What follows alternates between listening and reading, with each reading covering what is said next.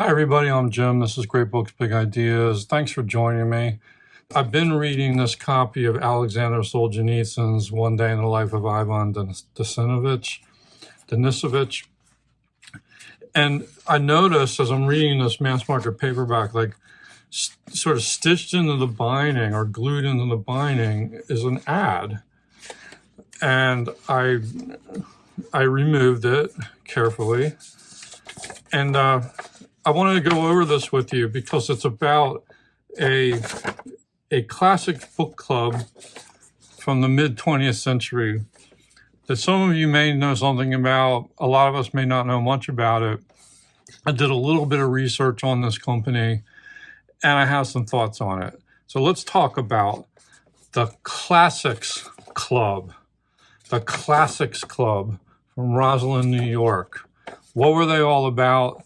Who was this publisher? Have you seen these titles in the book sales at your library or used bookshops? I certainly have. I've even owned a couple of these copies. I don't think I have any left, but we'll talk about it here on Great Books, Big Ideas.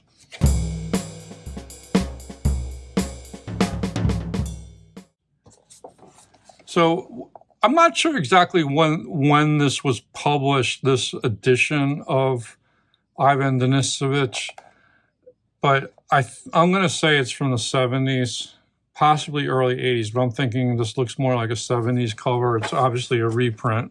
It's a Signet Modern Classic. And stuck in here was this ad, which you don't normally see inside of books. And it just caught my eye because I immediately recognized these spines. So let's look at the ad copy. This looks like a 1970s era ad. And tell me what you think about the writing and the pitch that's being made here. All right, our headline is this: let these three wise men into your home. Later, you might like to invite their friends. That's pretty catchy. Do you have room in your home for three wise men? They are Plato, Aristotle, and Marcus Aurelius, three of the wisest, wittiest, most stimulating minds that ever lived. They still live in the 5 great dialogues of Plato, the meditations of Marcus Aurelius, and Aristotle's On Man in the Universe. All 3 books, regularly $11.67, can be yours for only $1 as your introduction to the Classics Club. The Classics Club is quite unlike any other book club. The club does not offer bestsellers that come and go. Instead, it offers its members a chance to stay young through great books that never grow old. These books include Utopia by Thomas More, the complete works of Shakespeare, Benjamin Franklin's autobiography, Omar Khayyam's Rubaiyat, Walden by Thoreau, and other fresh, spontaneous, even outspoken works that stretch your mind and sweep away the mental cobwebs that hold back most men. You never have to buy any of these books. To force you to buy a classic would be barbaric. As a member, take only those books you really want to own. And at any time, you may cancel your membership without penalty or hurt feelings. And on the flip side, the selections themselves are remarkable values. They are carefully printed on expensive paper stock. They are hardbound in matched sand-colored buckram, worked and stamped in crimson, black, and genuine gold. And through direct-to-the-public distribution, we are able to offer our members these deluxe editions for only $3.89 each, plus shipping. Interested? We will send you the first 3 selections, Plato, Aristotle, and Marcus Aurelius, all 3 for this special introductory price of $1 plus shipping. We know what charmers these 3 wise men are. We are betting that you will be so taken by them that you will want to stay in the club and meet some of their friends, including the greatest storytellers, philosophers, poets, and historians the world has ever known. Do not send any money now. We'll bill you later. Just fill in and mail the attached postage-paid card today while you are thinking about it and while the invitation still stands. And here's the card. It's business reply mail. I've always wondered and I always wanted to try just like filling one of these out. Like, obviously, it's so out of date. This company is long gone. What would happen if you mailed this to the Classics Club in Roslyn, New York? Would it arrive at a destination? Who the heck knows? Probably the Bet Dead letter office. But it says here on the card, please enroll me as a trial member and send me at once the 3 beautiful Classics Club's editions of Plato, Aristotle, Marcus Aurelius. I enclose no money. Within a week after receiving my books, I will either return them and owe nothing or keep them for the special introductory price of only $1, plus a few cents mailing charges for all 3. As a member, I am to receive advanced descriptions of all future selections, but am not obligated to buy any. For each volume I keep, I will send you only $3.89 plus a few cents mailing charges, a few cents. I may reject any volume before or after I receive it and can cancel my membership at any time. And they were based in Roslyn, New York. So this is the classic book club model, right? I think of Columbia House Record Club, BMG Music Club, and I think of Book of the Month Club. And, the mid-20th century was a great time for clubs like that. I miss those days. But my thoughts on these volumes, and I have had a few of these that I found at library sales. On first impression, they're pretty attractive, like that buckram and the sort of the red and the gold. That's a combination I always love. And the black, and they kind of have some shelf appeal. But I forget what I had, what copies I had. I've only had 2 or 3 over my life, but I didn't keep them because the paper quality isn't quite as fancy as they pitch it in the ad. And what I found to be the case is like the bindings don't hold up all that great over the years. You'll sort of have splits, like, from the color. Like this might start to come apart. Now they're not as bad as I think they're called the International Collector Library.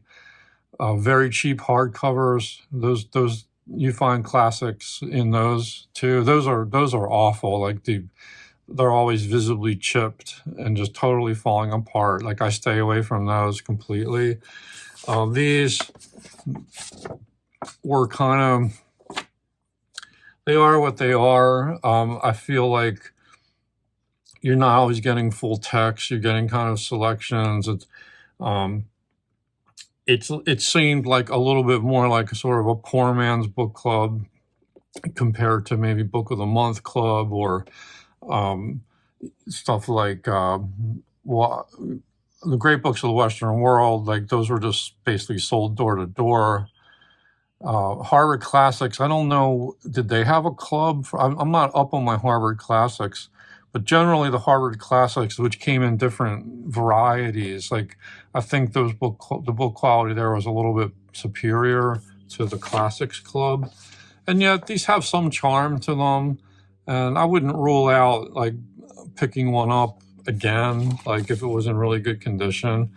But this got me wondering because it was like, I don't know a lot about the Classics Club, Roslyn, New York. So I did some research on the internet. I'm not saying I was Woodward and Bernstein on this. This isn't hardcore investigative journalism, but I was kind of trying to piece together the story here. And here's what I've got. If I've gotten these facts wrong, please correct me in the comments, because I'm relying on search engines here and a little bit on AI search. You can't really avoid AI now when you go to Google. It's very hard to. But I followed up on some of this stuff, and I think I checked up on some of the linked sources, and I think this is pretty close to the truth. But anyway, the Classics Club was a mid-20th century book club, mail order book club, and it was operated by a company called Walter J. Black Incorporated.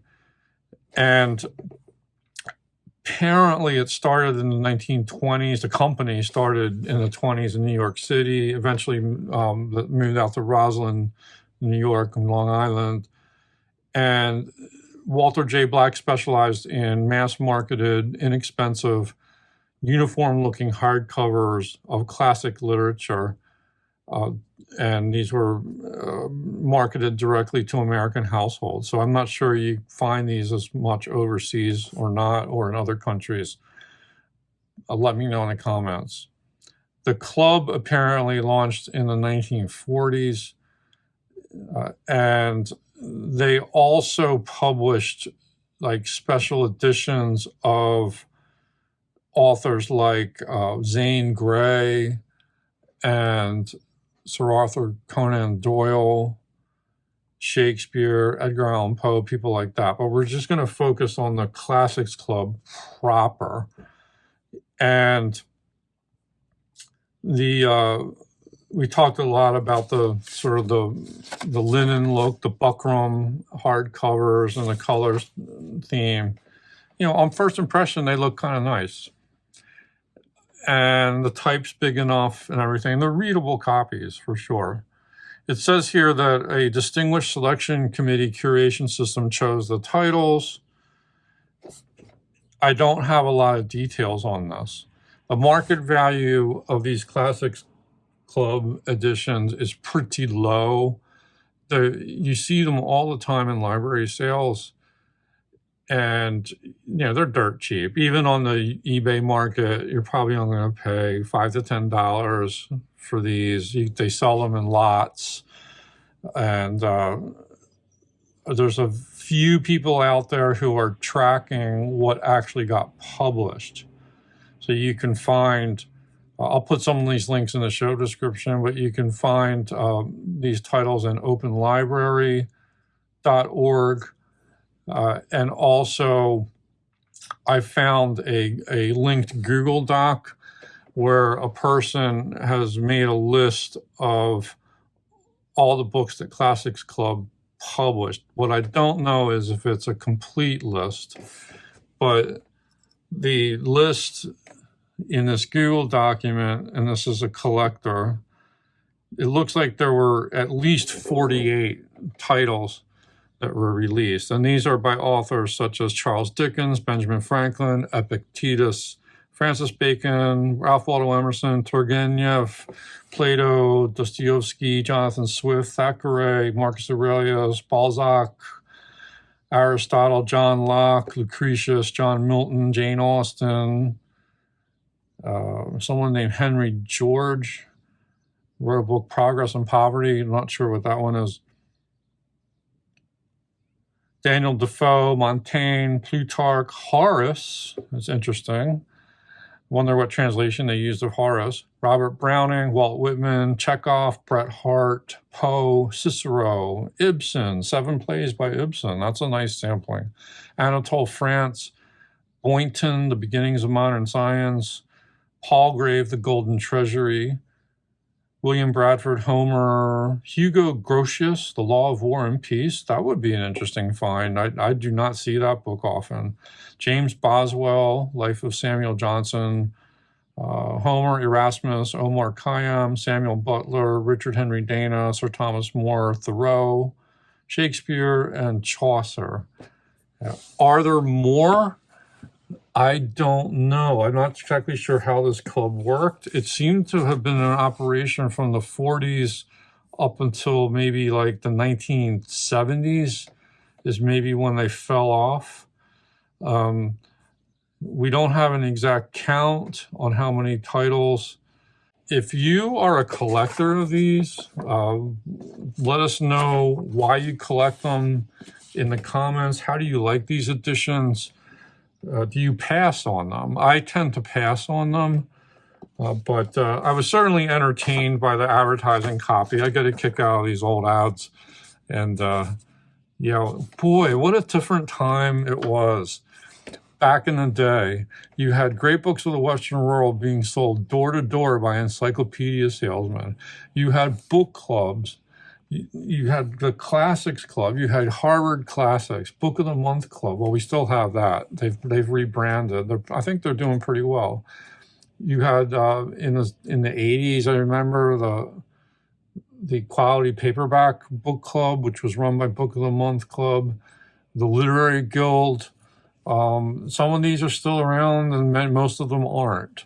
And but the thought that there was the thing that fascinates me is that there was a market. There was a market for classic literature, and people who are probably autodidacts who are interested in exposing themselves to classic works, and they could get them mail order. They could get them from a door-to-door salesman. Oh boy, times are different, you know. Like even now, it'd be hard to find an encyclopedia, a print in print. I think you can still get the World Book, but that might be about it. But boy, different time and place. I'm glad at least I lived through the early part of my life when this kind of culture was still kind of part of the mainstream. You know, this was middlebrow culture. Even working class, like you could afford titles like this. But times are different now. Things change. I mean, we still have Penguin Classics, we still have Oxford World Classics, plenty of classic literature out there. It's just a different way to get it. Affordability is a concern as well, although, you know, you can get a lot of classics on your Kindle or your Kobo e-reader, your Nook. You can borrow books from your library. There's no shortage of access to this stuff, but in terms of like an affordable market for print books, this is a bygone era in a lot of ways. So let me know your thoughts. I just thought I would share this ephemera with you, and yeah, it was definitely triggered some memories of having some of these book titles, but I don't have any of these anymore. I'm sure like next time I go to a library sale, one of them will pop up and I'll give it a look. And maybe I'll bring one home and show it to you on video. Anyway, thanks for watching. I hope you enjoyed this little detour. A detour, the things you find in books, right? The things you find in books. It's kind of odd. It's fun. Even in this copy of the Solzhenitsyn novel, you ever find things like that people use for bookmarks? Well, like in this one, I found it's like a Northwest Airlines receipt. Here is the passenger's name. M. Beckman, I have your copy of Solzhenitsyn. We know you were seat 25D, going to DTW. I don't know what DTW, what airport is that? I guess it's probably Detroit. And this was on Northwest Airlines. And I'm not sure what year this was. Anyway, the things you find in books. It's fun when you open the covers. Let me know what you think of the Classics Club. We'll see you again soon, I hope. Peace out.